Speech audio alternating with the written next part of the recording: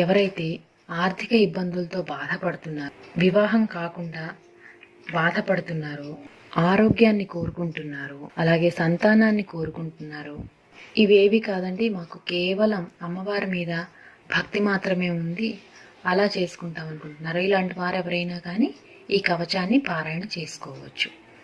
అయితే సిద్ధి పొందాలంటే మాత్రం తప్పనిసరిగా 10,000 సార్లు పారాయణ పూర్తి చేయాలి.